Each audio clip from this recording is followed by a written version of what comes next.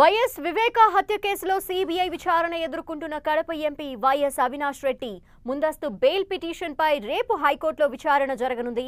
ఇప్పటికే హైకోర్టు ఇచ్చిన తీర్పును సుప్రీంకోర్టు కొట్టివేసింది. తెలంగాణ హైకోర్టులో వాదనలు వినిపించుకోవచ్చని సుప్రీంకోర్టు స్పష్టం చేసింది. ఇవాళ వచ్చిన తీర్పు ప్రభావం ముందస్తు బెయిల్ పిటిషన్ విచారణపై ఉండకూడదని సుప్రీంకోర్టు తెలిపింది. వివేక హత్య కేసు దర్యాప్తు జూన్ 30 వరకు పొడిగించింది.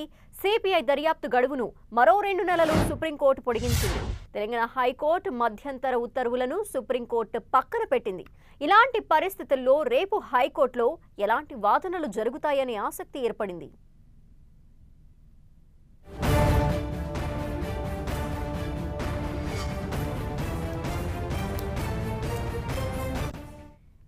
ఇంకా ఎంపీ అవినాష్ రెడ్డికి సంబంధించిన బెయిల్ పిటిషన్ పై రేపు హైకోర్టులో విచారణ జరగబోతోంది. డీటెయిల్స్ సునీల్ అందిస్తారు. దీనిపై సునీల్. వైఎస్ వివేక కేసులో సిబిఐ అధికారులు దూకుడు పెంచారు. ఇప్పటికే ఈ కేసులో అటు దేశ సర్వోన్నత న్యాయస్థానము సిబిఐకు లైన్ క్లియర్ చేసింది. ఇక ఇప్పుడు ఏ క్షణంలోనైనా వైఎస్ వివేక కేసులో అవినాష్ రెడ్డిని అరెస్ట్ చేయడానికి సిబిఐ అధికారులు రంగం సిద్ధం చేసినట్లు కూడా సమాచారం తెలుస్తుంది. ఇందులో ప్రధానంగా రేపు మరొకసారి హైకోర్టు గతంలో అవినాష్ రెడ్డి దాఖలు చేస్తున్నటువంటి ముందస్తు బెయిల్ పిటిషన్ పై రేపు హైకోర్టు మరొకసారి విచారించే అవకాశం ఉంది.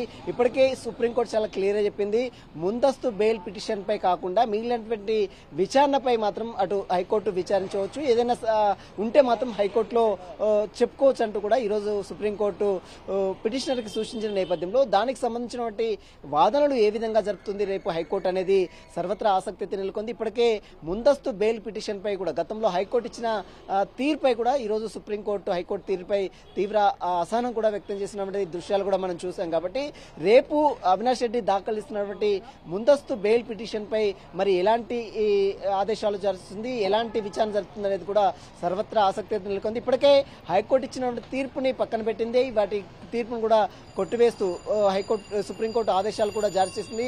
ఇప్పుడు సిబిఐకి అంటే ఈ ఏప్రిల్ 30 తేదీ వరకు డెడ్ లైన్ గతంలో విధించినప్పుడు కూడా జూన్ 30 వరకు పొడిగిస్తూ ఈరోజు సుప్రీంకోర్టు ఆదేశాలు జారీ చేసింది. ఇక మరోవైపు ఇన్వెస్టిగేషన్ పై దర్యాప్తు సంస్థపై ప్రభావం పడకూడదనేటువంటి ఉద్దేశంతో సిబిఐ అధికారులకు చాలా ఎక్కువ సంబంధించినటువంటి లైన్ అయితే ఒక క్లియర్ చేసిందని చెప్పొచ్చు. ప్రస్తుతం అయితే దీనిపై ఈరోజు సుప్రీంకోర్టు ఇచ్చినటువంటి ఆదేశాలకు అనుగుణంగానే సిబిఐ అధికారులు కేసులో మరింత దూకుడు పెంచే అవకాశం ఉంది. ఏ క్షణంలోనైనా కడప ఎంపీ అవినాష్ రెడ్డిని అరెస్ట్ చేయడానికి సిబిఐ అధికారులు రంగం సిద్ధం చేసినట్టు కూడా సమాచారం. ఎందుకంటే గతంలోనే హైకోర్టుకు చాలా క్లియర్ గా చెప్పారు, అక్కడ సాక్ష్యాలు తారుమారు చేయడంలో కావచ్చు, గతంలో అప్రూవల్ గా మారినటువంటి దస్తగిరి ఇచ్చినటువంటి స్టేట్మెంట్ కావచ్చు, 40 కోట్ల డీల్ వ్యవహారానికి సంబంధించిన విషయాలు కావచ్చు, అదేవిధంగా గూగుల్ టేక్అవుట్ లొకేషన్స్ కావచ్చు, వీటి అన్ని కూడా అవినాష్ రెడ్డికి వ్యతిరేకంగా సాక్ష్యాలు ఉన్నాయి. కాబట్టి ఈ కేసులో ఇప్పటికే అవినాష్ రెడ్డి తండ్రిని భాస్కర్ రెడ్డిని అరెస్ట్ చేశాం, ఆ తర్వాత ప్రధాన అనుచరుడుగా ఉన్నటువంటి ఉదయ్ కుమార్ రెడ్డిని కూడా అరెస్ట్ చేశాం.